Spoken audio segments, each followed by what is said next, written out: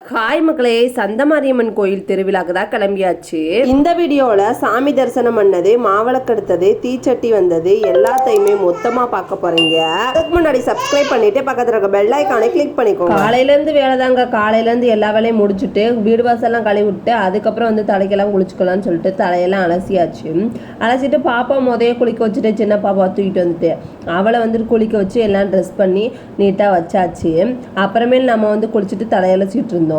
அப்புறம் குடையெல்லாம் வெறும் குடம்பு குறைஞ்சி தண்ணி வரும்னு நினச்சிட்டு இருந்தேன். தண்ணியே வரலங்க. 10-20 நாள் ஆகிப்போச்சு. அப்புறம் வந்து சாப்பிடுவோன்னு சொல்லிட்டு அவங்க அப்பா வந்துட்டாரா, எல்லா சாப்பாடையும் போட்டு சாப்பிட்டுட்டு இருந்தோம். தக்காளி புளி மாதிரி வச்சு உருளைக்கிழங்கு தான் ஃப்ரை பண்ணியிருந்தேன். சாப்பிட்டாச்சு. சாப்பிட்டது அதுக்கப்புறம் வந்து கிளம்பி கோயில் இந்த ஃபங்க்ஷனுக்கு போனாலே சேலை தான் கட்டுவேன். ஏமா பீரோ நிறைய சேலை அடிக்க வச்சிருக்க அப்படின்னு சொல்லி திட்டுவாங்க எங்கள் அத்தை. அதனாலேயே கட்டிடுவேன் நான்.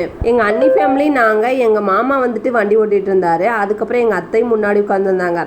நாங்கள் எல்லாரும் பின்னாடி உட்காந்துட்டோம். சூப்பராக இருந்துச்சு. எங்கள் சின்னனி அவங்களும் வந்திருந்தாங்களா, அவங்க கூட சேர்ந்து எல்லாருமே ஃபேமிலியா கிளம்பியாச்சு. வண்டியில எங்கேயாவது ஃபேமிலியா கிளம்பிட்டாலே என் மகளுக்கு ரொம்ப குசி ஆயிரும். இவங்க 4 பேர் சேர்ந்தாலே பாருங்க சேட்டை வந்து ஓவரா கூடிக்கிறோம். மாவிளக்குக்கு அரைச்சி எல்லாத்தையுமே டிஃபன் பாக்ஸ்ல வச்சுட்டு வாட்டர் கேன்ல தண்ணி எல்லாமே பிடிச்சு கொண்டு வந்திருந்தோம். கட்டப்பையில வந்துட்டு எல்லாத்தையுமே வச்சு அதுக்கப்புறம் மேல வச்சு எடுத்துட்டு வந்தாச்சு.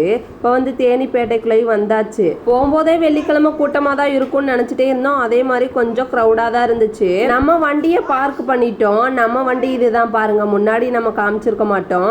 எல்லாத்தையும் தூக்கிக்கிட்டே இறங்குன்னு சொல்லிட்டு எல்லாருமே நடந்து போயிட்டு இருந்தோம்.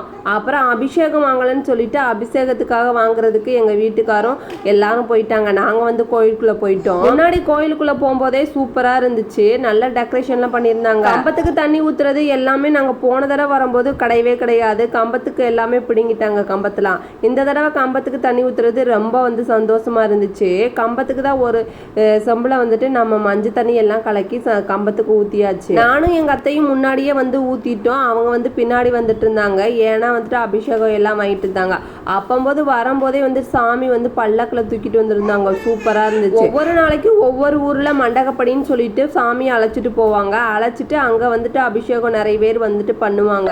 பண்ணிட்டு கூப்பிட்டு வரும்போதே சாமி வந்து அவ்வளவு சூப்பரா இருந்தாங்க. நம்ம கண்ணுக்கு நம்ம வரும்போது சாமி வந்தது ரொம்ப வந்துட்டு சந்தோஷமா இருந்துச்சு. அதுக்கப்புறம் வந்துட்டு எங்க வீட்டுக்காரு எங்க அண்ணி ஃபேமிலி எல்லாருமே வந்து கம்பத்துக்கு தண்ணி ஊத்திட்டு அதுக்கப்புறம் லைன்ல நிக்க ஆரம்பிச்சு. கொஞ்சம் கூட்டமா தான் இருந்துச்சு. அட்ஜஸ்ட் பண்ணி நம்மளும் போய் சட்டி எடுக்கிறதுக்காக ரொம்ப பேர் வந்து ரெடி பண்ணிட்டு இருந்தாங்களா. சட்டி எடுக்கிறதையும் பாக்குறதுக்கான சான்ஸ் நம்மளுக்கு கிடைச்சிச்சு. இப்பெல்லாம் கோயிலுக்குள்ளேயே 3 சுத்தி இறக்கி வச்சிடுறாங்க சட்டி. அந்த காலத்துலலாம் அப்படி கிடையாது. அங்கிருந்து ரோட்ல இருந்து எடுத்துட்டு வருவாங்க. அப்படி சூப்பராக இருக்கும் அப்படின்னு சொல்லிட்டு இருந்தாங்க எங்கள் அத்தையும் மாமாவும். அப்புறம் வந்து ரொம்ப நேரமாக வரிசையில் நின்று இப்போ சாமியை பார்க்க போகிறோம்னு சொல்லிட்டு ரொம்ப சந்தோஷமா இருந்துச்சு. சாமியை பார்த்து அவ்வளோ அழகாக ரெடி பண்ணியிருந்தாங்க.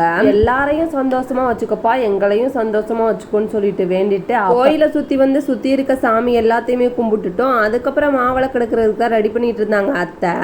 மாவை வந்து ஒரு டிஃபன் பாக்ஸில் தான் வச்சுருந்தோம். அந்த மாவை எடுத்து அதில் வந்து விளக்கு மாதிரி பண்ணி திரி போட்டு எண்ணெய் போட்டு நம்ம வந்து விளக்கு பொறுத்துவோம். இந்த கோயிலில் பார்த்தீங்கன்னா தாராளமாக இடம் இருக்கும். பாப்பாங்க விளையாடுறதுக்கும் சூப்பரான இடமா இருந்துச்சு. பாப்பாங்களாம் அங்கிட்டு இங்கிட்டு போயிட்டு விளையாண்டுட்டே இருந்தாங்களா. நம்ம வேலையை பார்க்கணும்னு சொல்லிட்டு எல்லாத்தையுமே பார்த்துட்டு இருந்தோம். பாப்பா வந்து ஃபர்ஸ்ட் பாப்பா படுக்க வச்சாச்சு.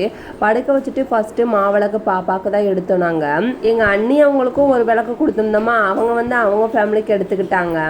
அப்புறம் சின்ன பாப்பாக்கு தான் எடுக்கிறதுக்கு படுனா படுக்கவே மாட்டேங்கிட்டா. அப்புறம் இழுத்து பிடிச்சி படுக்க வச்சுட்டு அவளுக்கும் வந்துட்டு மாவிளக்கு எடுத்துட்டு இருந்தாச்சு.